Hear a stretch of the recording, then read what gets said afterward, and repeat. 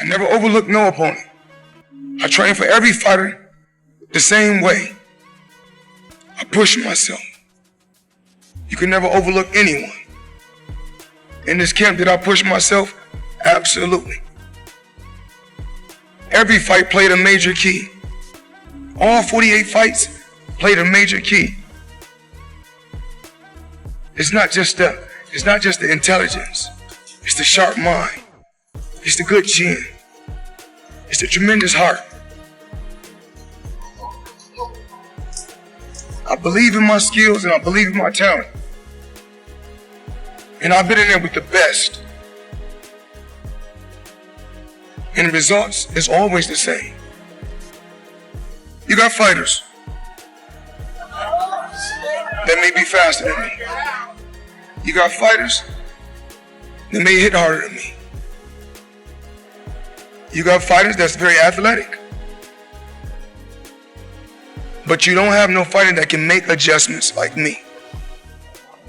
You don't have fighters that can be on my level mentally.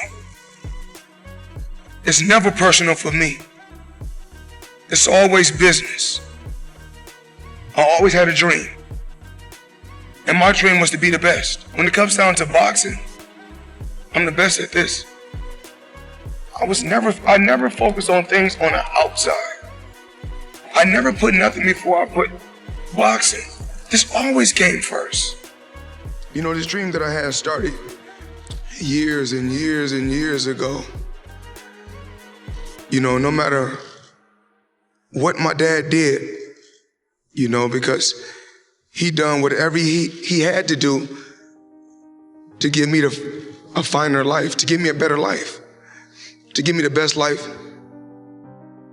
that he could give me. And everything happens for a reason.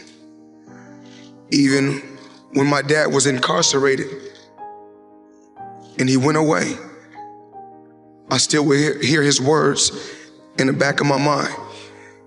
Continue to work hard. Nothing is gonna come easy. I worked hard, I worked extremely hard to get to this point. And every day I know I'm blessed. I'm truly, truly blessed. And I don't take anything for granted. And nobody in here can take anything for granted. Yes, everyone sees, you know, us on All Access, or when I was with HBO 24/7, they see all the flashiness, all the talking, the trash talking. I had a game plan. And when I say TBE, it's no disrespect to no legendary champion. Because every fighter that's in this room has to feel that he's the best. If not, you in the wrong sport. People don't understand what it takes. These young fighters come in the gym at 4 and 5 in the morning and work and bust their because their ultimate goal is to surpass y'all legends, because they want to become legends. It was written in the history books for all of us to be here today. For me to speak my mind and say what I want to say. For me to speak from the heart. Every day, I would come home and watch every legendary champion. Every champion. Larry Holmes, Sugar Ray Leonard, Marvin Hagler, Mike Tyson, Roberto Duran, Michael Dokes, Eddie Mustafa Muhammad.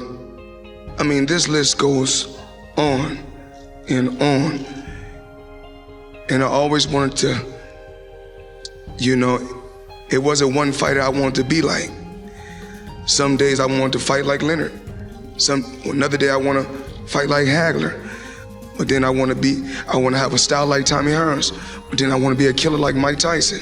And then when I took all those different champions, Chavez and Roberto Duran and all these different champions and all these different guys, I said I'm gonna take a little bit from every one of them and put it all in one box and shake it up and see what we come up with. And being a champion, I think that even though I transcended and changed the sport of boxing, but being a champion is not just receiving a lot of money or receiving a belt, because I did it thousands of times for free before I got to this point. I never focus on anything but the guy that's in front of me, because when it comes down to it, I always said this for many, many years, the fans cannot fight for you. And one thing I know I can do, I can fight. So the fans, when they shout, scream, I don't worry about nothing. I just, keep my composure and stick to the game plan. Constantly keep coming ahead, pushing him back. When he first come out for the first 20 seconds of the round, when he go back to his corner and he sit down, I said when he come out, he gonna come out for 30 seconds and fight hard, and then he gonna break.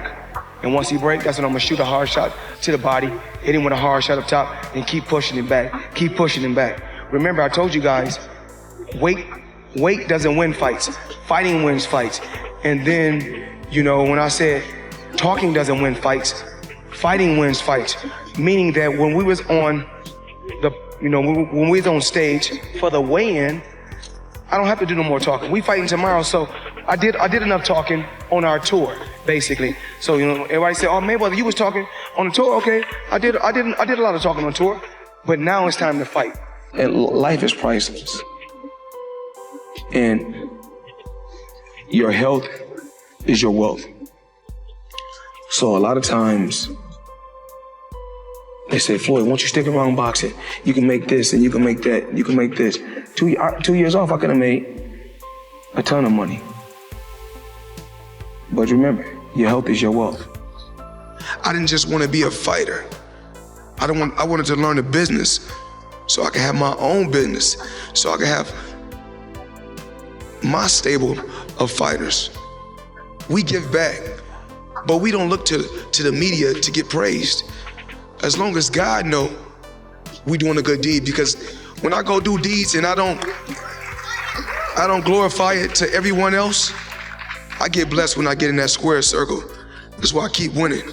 And that's what I have to tell every fighter, all you champions, because you don't have to have a belt to be a champion in my eyes. To get something, you have to sacrifice something. And what I did, I put everything aside my whole life. Boxing has always been first. I never wanted, as far as, making weight, when you asked me about Gervonta, Tank, making weight. He's young. But when I was young, I think I would have made those same mistakes if I didn't have my father in my life. Just being a coach that was extremely hard on me. I think that if he didn't discipline me in boxing, I don't really know where, how my career would have played out. I didn't want to slack, and I didn't want to seem irresponsible or not disciplined. So that's why I always you got to sacrifice something to get something. So that's why I've always made sacrifices to get to a certain level. And to get to the pinnacle, you got to make sacrifices, and that's what I did.